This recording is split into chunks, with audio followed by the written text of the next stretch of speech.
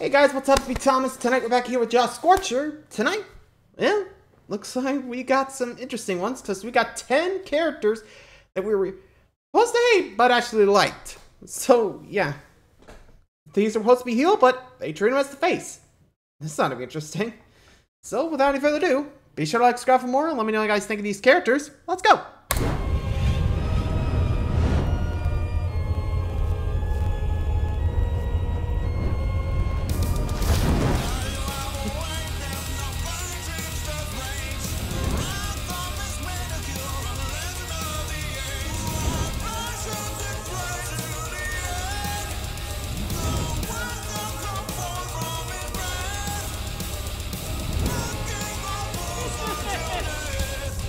Here we go. You're hard to love, but you're harder to hate. You know, I'm very satisfied with the response to the hated characters list. All of you guys, even the ones that disagreed with the points I made, were really polite and respectful. Seriously, give yourselves a pat on the back for that one. Of course, no list is perfect, and there were mistakes I made. While I certainly believe Iris more than earned her place on the list, I see a valid interpretation that she didn't do what I thought she did. Granted, it still looks like it to me, but I can see the other side. I'm not apologizing for what I said about Abby, though. Anyways, one topic that some of you brought up was the possibility of making the list that's the opposite of the hated ones. A list of Basically, characters we viewing reverse. but we're supposed to hate. Gotta be honest, this was unsurprisingly difficult. It's a lot easier to Again, a lot of accidentally characters. make a character hateable than it is to accidentally make a character likable. Because of that, I had to broaden the scope a bit. So here are the many rules. First off, charisma is not a factor. After all, there are plenty of entertaining characters that are still other expletives. Basically, if you're intended to be entertained by the character's force of personality and relishing being a villain, I'm not counting them. Now, the character must be intended as unsympathetic, but that doesn't necessarily mean they have to be a villain, so jerk characters and anti-heroes are very much allowed. As for the ways that a character can be seen as unintentionally sympathetic, there are a few. Maybe they had a backstory that was more relatable than intended. Maybe they actually raised a good point about something important which the game never acknowledged or followed up on or was even hypocritical about. Another factor could be begrudging respect. I may find them appalling on a moral level, but they're written in a way that makes it hard to feel any anger towards them. Or sometimes they're a bad guy, but the other side is significantly worse. Or in some really annoying cases, maybe their paranoid or even bigoted actions turn out to be completely justified. To summarize, I'm going to be ranking these characters based on how big the disconnect is between what the game is telling us to feel and how we actually feel. With that out of the way, let's dive in. Let's see. First up, number 10. Darth Vader. Arguably one of the most iconic and compelling villains. Once a Jedi Knight with unlimited potential and a grand destiny, he was slowly tempted towards the dark side and betrayed everyone he held dear to become the Lord of the Sith. Why do I mention him, you may ask? Because Arthas Menethil did his story 10 times better, and includes absolutely none of this. The Lich King. Getting back on topic, Arthas was the crown prince of Lordaeron, a kingdom overrun with a terrible plague. Motivated by his childhood dream of being a hero, Artie was determined to rid his land of the plague, no matter the cost. With a really big emphasis on no matter the cost. With the epidemic not slowing down, a bit of desperation started to creep into Arthas' repertoire. I mean, if you consider mass genocide of an infected city, making deals with mercenaries only to turn on them, and then stealing a cursed sword to be teensy. So, oopsie? Once he took hold of the Frostmourne, his fate was sealed. He became a vessel for the Lich King and used his newfound darkness to further the plague and raise his own army of the undead. A chilling reflection of his previous noble mission. Began to spread the plague that he tried to stop. He looks as the Lich King. We really should hate Artie for his the death battle of it. To darkness, because can't go wrong with that. He progressively did more and more despicable things. But in the grand scheme of it all, I'm a victim of circumstance. I'm not even joking there. Thank you, Curly. He is a victim of circumstance. He can't help but feel sorry for him because along the way, he kept finding himself in one bad state of affairs after the other that forced him down the dark path. His main motivation was always for the benefit he was just trying to protect the people. Putting an end to the plague. That culling I mentioned, the only reason he even thought of such a slaughter was he wanted to stop the plague from spreading more outside the city. Does that make it justified? I say no. In intentions, but not in planning or execution, especially since it didn't even work. If you couldn't tell from earlier, I'd say that Arthas' story is pretty much Anakin Skywalker done right, falling to the dark side under unfortunate circumstances rather than, let's be honest, being easily duped. The funny thing is that, unlike Vader, Arthas didn't really speak much once he became the Lich King, and yet even looking at him shows he carries a certain weight. That, combined with his lore, is reason enough to justify his reputation as one of the most popular World of Warcraft villains of all time.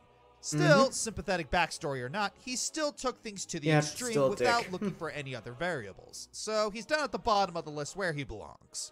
Yep. Like Crow said, victim circumstance. Well, naturally, I guess. When I first posted the tweet looking for suggestions for this list, I had a lot of suggestions from the Danganronpa franchise. However, I think the ones that really need our pity today are the adult resistance from Ultra Despair Girls. The Resistance is a small group of survivors aiming to restore peace by stopping the Warriors of Hope, they're terrorizing Monokuma's servants, and ending their murderous game once and for all. Unfortunately, they cross the line in the end when they tell Kamaru to destroy the controller, knowing full well it will kill hundreds of brainwashed kids, so that costs them a lot of brownie points. Not to mention that the leader Haiji turns out to be kind of an a-hole, so he doesn't qualify for the entry. The rest of the Resistance, though? Haiji's sister was the main villain, so it makes sense. Ron? Talk me out of it. They're allegedly cowards. They keep out of sight as much as possible and avoid being hunted and killed as much as they can. And they're totally justified. The Monokuma units are literal killing machines, and these guys aren't some all-powerful army rising against the system. They're a small group of normies put into a horrible situation and just wanting to come out of it alive. Does that make what they tried to do right? No, not in the least. And yet, you can kind of see why they're doing this. Because they're afraid. True. These guys are the ultimate ultimates to people. I believe Vesco from Xenoblade says it best. Fear robs us of reason. Out of fear, we commit terrible atrocities and call them acts of self-preservation. A lot of Danganronpa cults are usually portrayed more ambiguously. About 80% of them walk the line between right and wrong, and it kind of depends on how blame Monokuma for what's going on. Which shows whether we can call them an a-hole or not. Plus, there's the fact that being trapped in a horrific death game can really wreck a person's morals. Jackasses. That rule doesn't really apply to Ultra Despair Girls since it's a completely different situation compared to the killing game, and it's mostly about survival instincts more than anything else. So really, the Resistance is neither right nor wrong in what they do because they were never given the choice. And really, if you looked at one of these killer teddy bears and said with a straight face that you're not scared of them, then maybe I should be scared of you. Yeah, no kidding. I'd probably do the same thing. Am I right? Remember when I talked about vanilla in the previous list? I haven't gotten to there yet. You're not gonna like this next one. Final Fantasy XIII is a game with a lot of issues between most devices, I think. Gameplay, linear map design, and overall complicated story. And then you get into the sequels, same come from Final Fantasy XIV. Travel, and it just goes Final Fantasy, from there. Now, 13's characters are usually sitting in this mixed bag of awkwardness. You got terrible characters like Vanille and non-13-2 Hope, and you got decent characters like Sash and Fang. Then there's Snow and Lightning. Lightning is the main protagonist, and despite the hate towards her, she's pretty neutral for the most part. Snow is a bit more awkward. You don't know if you're supposed to hate him or like him, honestly. In the first moments of 13, he leads a resistance against the Purge, but accidentally causes the death of Hope's mother. Instead of looking for her son like she wanted, or even seeming depressed, he still carries his happy-go-lucky attitude and drives to save his fiancée, Sarah. Hope absolutely hates him for this, his singular drive for Sarah, and his failure to fully comprehend the situation at times. Many players were on board with that and disliked him too, something I feel the developers were aiming for. He sees himself as some great hero, but doesn't hold himself accountable for his actions. He has the charisma, but lacks the responsibility, and that's a pretty decent setup for a character arc. Unlike most of the other characters, his singular drive to save others and Sarah is true. While he has a big mouth and it can be annoying at times, it sometimes feels like he's the only one willing to do something about his problems. Yeah, he usually goes about it the wrong way, but at least he tries. At least he doesn't mope around, whine and complain and brood, or go on a murder spree, or actively make the situation worse by hiding the truth, Vanille! When Snow finds out that Hope was the son he was looking for, he risked his life to save him multiple times and even begged for forgiveness from Hope's father. throughout everything, he personally never lost hope. Even after Sarah turned to Crystal, even after fighting Barthandelus and learning the truth about their focus, he still tried to defy the fate he was given. Unlike Lucina, though, Snow couldn't do it. While he was able to shake off the events of 13 and 13-2, Sarah's death in 13-2 finally caused his confident mask to shatter, and he entered a deep depression as he hid in a deep castle waiting for the end of the world. He did become a character we weren't supposed to like, but we also felt sorry for him. Until, again, like with Vanille, Lightning Returns killed their development dead. He's already dead. While Snow is considered to be the third worst character after Vanille and Hope, I really want to show that he's an underestimated character in the lore of 13. And let's be honest, not a lot of the characters in 13 are great, so if we adjust our standards accordingly, I think you can see why he lands on the list. Now, if he didn't have a one-hit kill attack in the battle against him in 13-2, then I'd like him a lot more. Fair. I mean, I probably get annoyed by that too. So yeah, and honestly, I never really played 13, so I don't know the whole hate, so I guess people are just like, this again. Oh boy. And honestly, can't blame them. I probably get annoyed too, considering like how Final Fantasy can be with their characters, you know? Alright, let's see who's next. Number 7. The Devil. Satan. Okay. The first fallen angel. Aphrodite. What was that last one? Yeah, what the hell? Fun fact, the devil only started being referred to as Lucifer in the King James version of the Bible. Later translations only refer to him as such out of tradition. Lucifer is actually used to describe the morning star, aka Venus, aka the Roman name for Aphrodite. Lucifer can also be translated as Lightbringer. The only time the devil and the word Lucifer were used together was to decry Satan's old position as the right hand of God. This leads us nicely into the Shin Megami Tensei 4 version of the devil named Lucifer. This version of him is on this list specifically because of how he's represented. In Shin Megami Tensei 2 and Nocturne, he's often depicted as a reasonable young or old man, basically a well-intentioned extremist. You understand why people would follow him despite his flaws. In Shin Megami Tensei 4, it's a bit more complicated. Lucifer is hostile, violent, arrogant, merciless, and supremacist, but so are the ones he's fighting against. How can the other side claim to be good and clean when they share similar attitudes, just not methods? Yes, the only beings who matter to Lucifer are his fellow angels, which is why he tried to usurp God. Deep down, he wants to be understood. He wants his kin to see things how he sees things, that God made them suffer needlessly. Yet those angels still say that Lucifer is filth and must be destroyed alongside all of humanity. Being disowned simply for having a different perspective? I think many of us can identify with that. Yeah, the conflict is made all the greater by the fact that the protagonist is torn between two of his friends. Jonathan gives up his entire being, down to his very soul, to summon Merkaba, the chariot of God, and the being able to match and defeat Lucifer. Walter, on the other hand, chooses to fuse with a demon to revive Lucifer. No matter what you do, you lose both your friends to beings almost beyond human comprehension. So then it becomes a matter of whose sacrifice you choose to honor, or which eldritch horror you feel isn't as bad as the other. Despite the game doing everything in its power to paint both sides as problematic, it still can't help but feel sorry for Lucifer. He's a being literally made of desire, the desires of the sons of man. And what greater desire has man than a desire for freedom? And as Mark Twain said, but who prays for Satan? Who in 18 centuries has had the common humanity to pray for the one sinner that needed it most?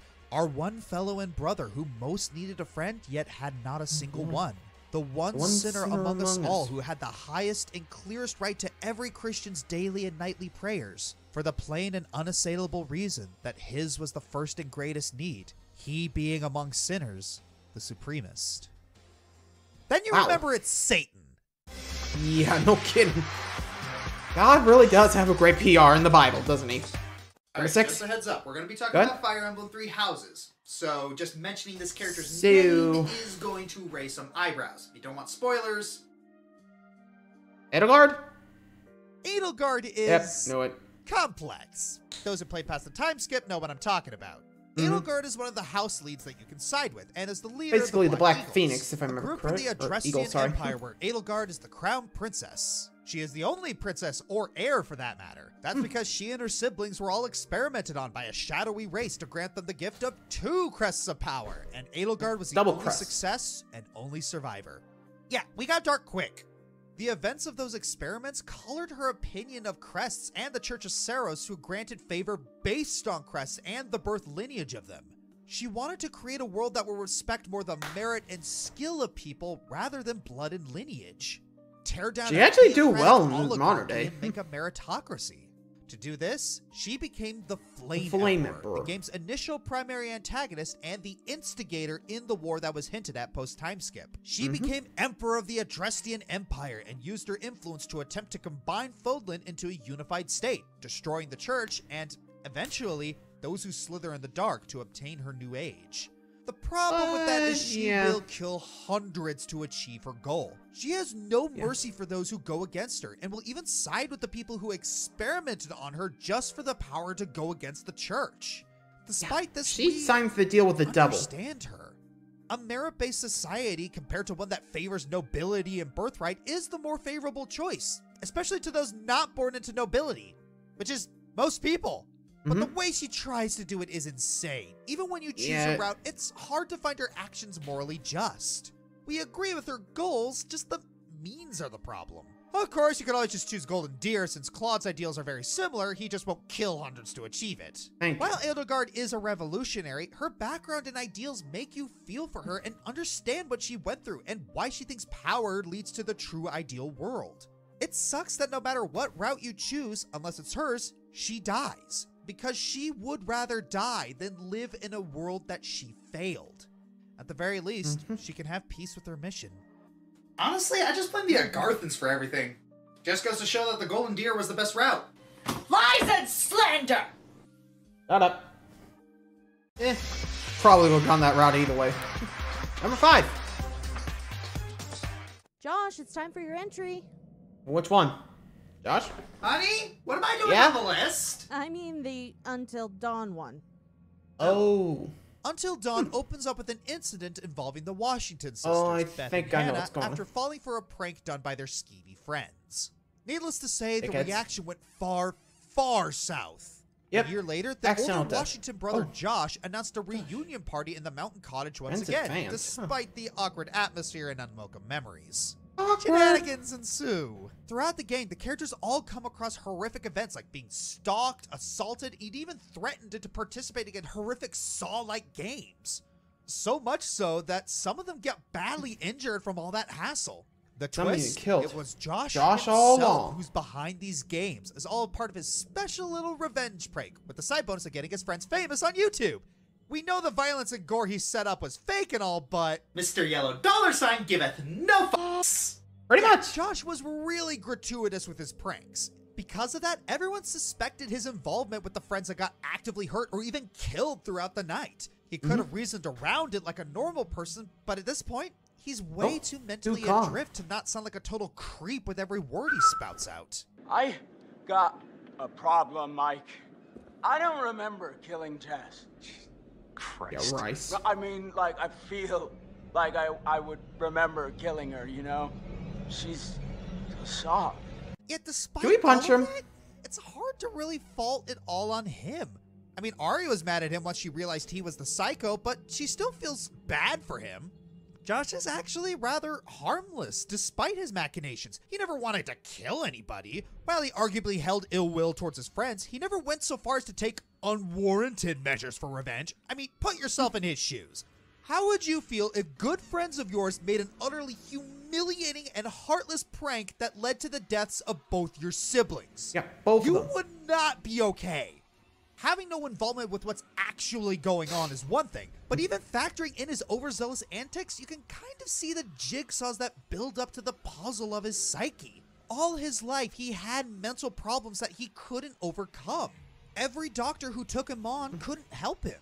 How was a boy whose mental state was precarious to begin with supposed to deal with the grief of losing his sisters to a cruel prank? Especially since the only ones he thought he could rely on took part in said prank. The closest he got to a consultant was Dr. Hill, and let's just say there are more assuring things than a man who gave his heart to the desk. Sure makes me glad we don't see another rise of prank channels. Good riddance. Amen. Amen to that. Whew. Anyway, number 4. You ever that one guy in a group is always stuck up the butt Inquisition. about what they think is sophisticated? That's just exhausting trying to be mutual with them. That's Solus in a nutshell. The Elven Mage boasts pretty remarkable confidence regarding his intelligence. Unfortunately, he can never tolerate anything less. Living up to the indulgence of his elf pride and his holier-than-thou rights to look down on other races, he has no qualms calling you out for making questionable decisions that endanger his kin. That might strike you as a loyal elf, but he himself would do the same thing if given the privilege. And he just shrugs it off as something that had to happen. You could try to take the time to understand him, but I say you're gonna need a heart of steel to put up with someone so begrudging and pessimistic. 4 times out of 5, anything you say to this guy will aggravate him to some degree, and I have no idea what the issue is. It's like he just decides to hate you for fun. Passive answer, disapproves. Act like a smarty, disapproves. Punch him in the face, disapproves. But at this rate, why not? Honestly, this guy came so close to making it on the hated characters we're supposed to like list, since it strikes me that we're only supposed to pity him for his background. Until the Trespasser DLC rolls in. As it turns out, this guy is pure evil, completely morally bankrupt, and is more than willing to kill everyone to restore the legacy of his lost kin. Given how much of a prick he's been, I was so ready to write him off as an antagonist, but darn it, the game beat me to it. Yes, it was I. My machinations lay undetected for years, for I'm a master of deception. Making a character loathsome to build them up as a villain is something that can easily be handled poorly, as it would make everyone look stupid for not seeing it coming earlier. But the way Solus was written, especially given the decisions he made prior that contradict his moral code, actually made it less predictable. He went from a guy you'd think would be redeemed to someone you absolutely must terminate, and I weirdly respect that. It's not like I feel sorry for him. I don't. He's a genocidal freak whose xenophobia can make Goebbels blush. But, from a storytelling standpoint, I can't find it in myself to hate him anymore. The setup for it all was so genius, it's making me crazy. I was completely blindsided and utterly bamboozled, and I love it. The only thing I hate about this is that it's made me question my conviction to stop buying EA games. Whenever true. I lost that. I keep finding myself debating if it's worth it. Oh, I love you, and yet I hate you. Yeah, sounds about right. I love you, yet I hate you. Sheesh. I mean, talk about a turnaround thanks to DLC. You know, a guy that we hate because we hated him, but now we like because we hate him so much. Huh. Which, again, kind of fits this list to a T. You know? You're supposed to hate him, but you hate him so much, you gotta respect the man for it. You know? Anyway, final 3. Here we go.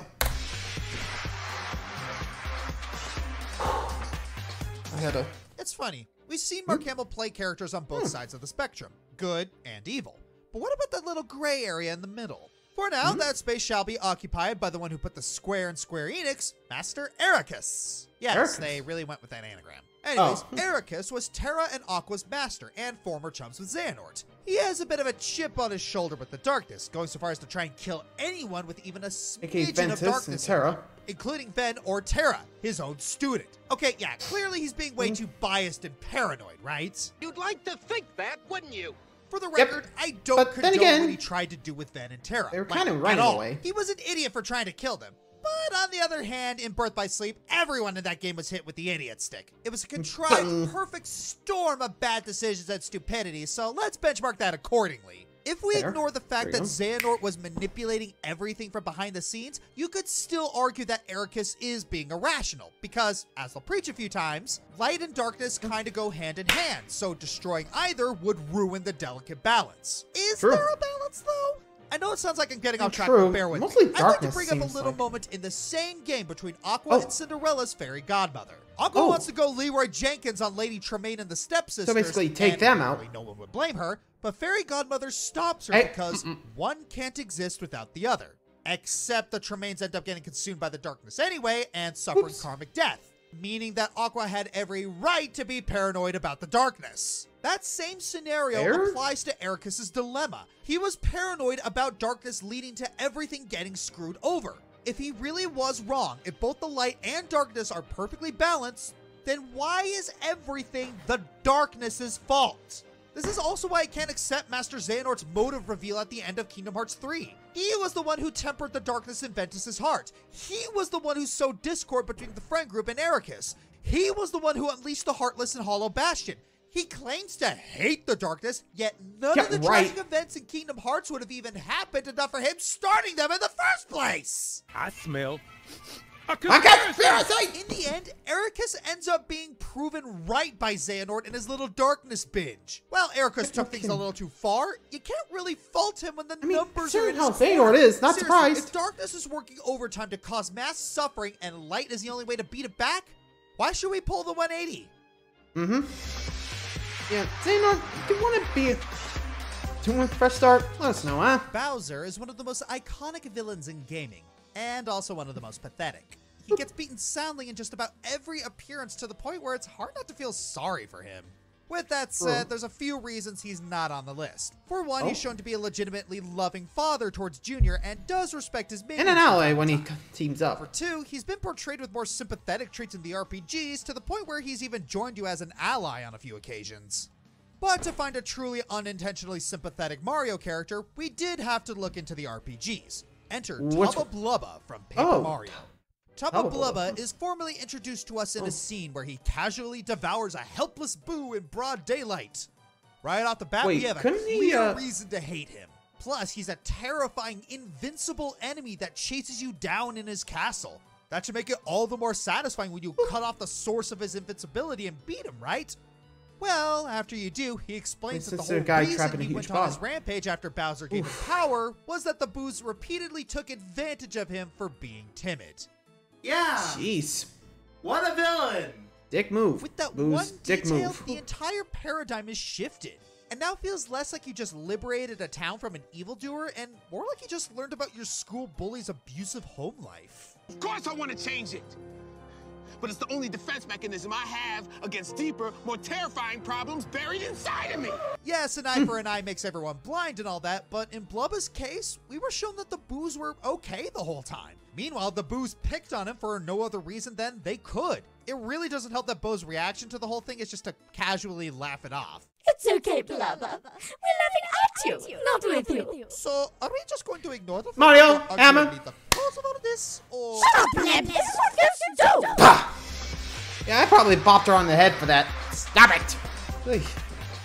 Come on, man. Quickly from Portal 2. It really wasn't his fault the programming of Aperture is designed to make absolute power cups, absolutely, in this guy's. Spec Ops the line. Yeah, the guy commits several atrocities, but he's clearly insane, and the developers intended you to feel the disconnect. Roger Retton's Ace Attorney's Spirit of Justice. A D-bag who represents everything wrong with the media, but he did have his hopes crushed by a hardly defensible magician troupe. Jaina Proudmoore. Yeah, she's kind of a bigoted bench in Mists of Pandaria, but... yeah. Oh boy, Deathwing!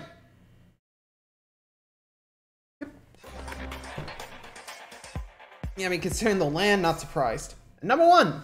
One really cool trend we saw back in the 2010s was formerly underground franchises breaking into the mainstream. Persona, Yakuza, Monster Hunter, Fire Emblem, and Xenoblade all had dedicated followings before, but are now bringing in more fans than ever. Among these is Nier Automata, which blew players away with its frenetic action, deep characters, and philosophical storytelling. Its success led to some fans checking out the original Nier and the game's predecessor, Drakengard. And let's just say that the early installment weirdness is strong with this one.